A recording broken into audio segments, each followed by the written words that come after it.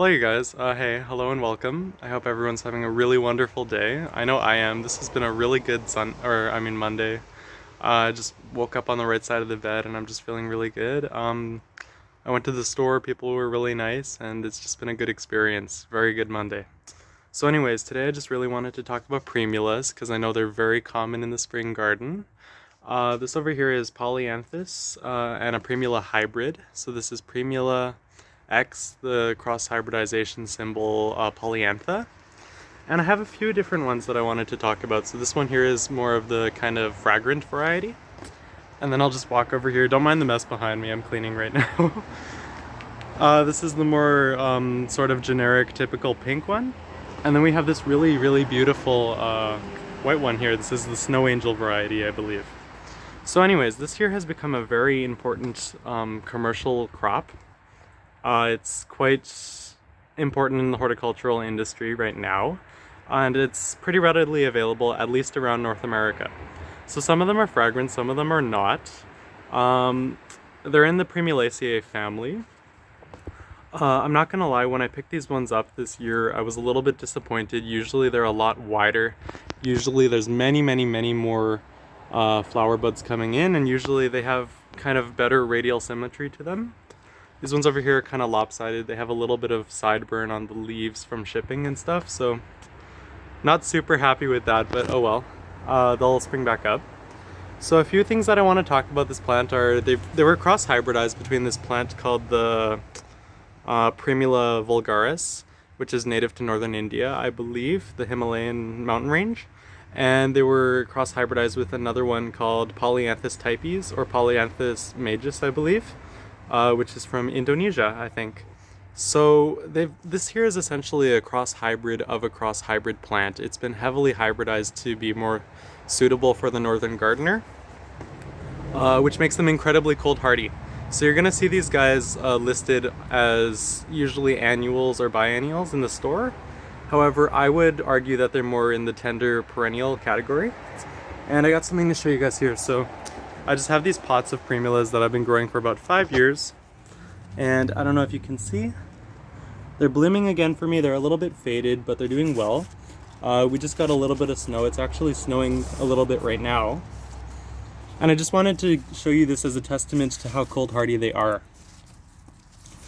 So this over here is a plant that puts out new growth in colder weather. When it's about 5 degrees Celsius outside, I notice that's kind of the active growing season.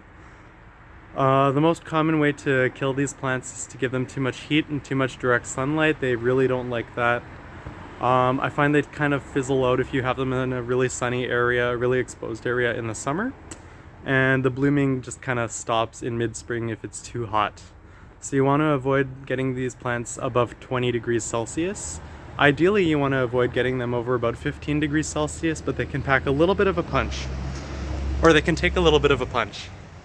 So this plant over here, it does create these tiny little ringlets of side pups or side plants that you can just divide readily with a spade.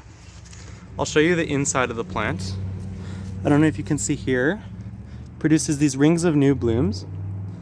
If you want to prolong the bloom cycle, I highly recommend pinching them back to the nearest basal growing point. So I'll just show you with this one right over here. We have one bloom over here that's kind of spent. I don't know if you can see that. What I'm going to do is I'm just going to source it right back to the bottom and pinch. It should make a pinching sound, much like if you're deadheading like a geranium or something like that. And then, oh, that smells so nice. By the way, I just want to say the double white ones smell so freaking good. It's almost like smells almost like gardenia. I'm not sure if you guys know what gardenia smells like, but it's just really, really good. And they have these really nice sepals. Just wanted to show you that there. If you want to let these guys self-seed, they will regularly self-seed on you. You can just try to hand pollinate them. From one plant to another, they need another plant to be able to produce viable seed. And then you'll see right in the middle of these sepals, a tiny little bulge. And that over there is where your seed will originate. I really hope this focuses. Yeah, I don't know if you can see the stigma right there. Right at the base of that is where your seeds are going to come out. They're very, very small. They're really dark brown to black in color. They're quite reminiscent of petunia seeds. If you want to grow those in topsoil, they need a little bit of light to germinate, so I don't recommend putting them in the ground deeply.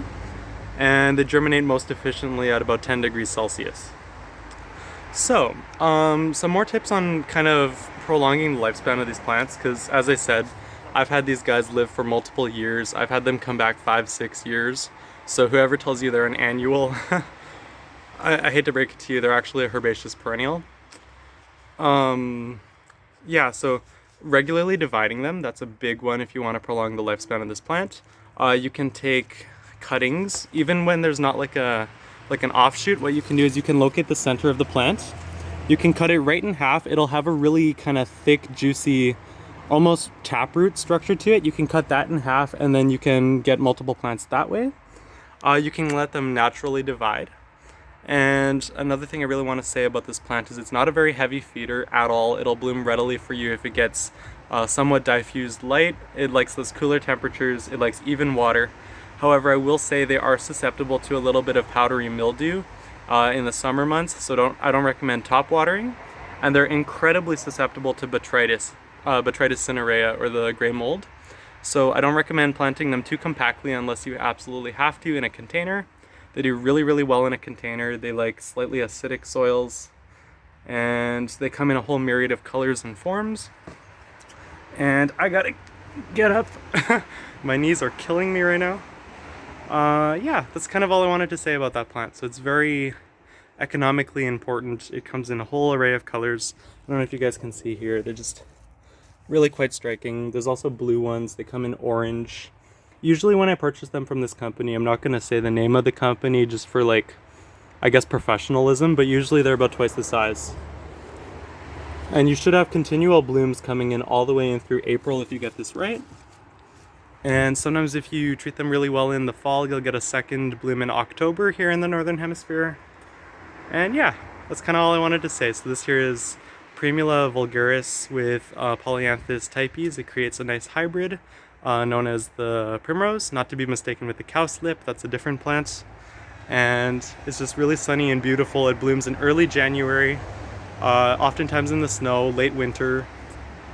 Really happy plant. So I hope you guys have a wonderful day. Stay blessed. I have a few other videos planned. I want to make like a tag video because I was recently tagged in a really, really wonderful video. Just to kind of spotlight other gardening channels, because I think it's important to raise each other up. And have a wonderful day, you guys. Stay blessed. Have a good week.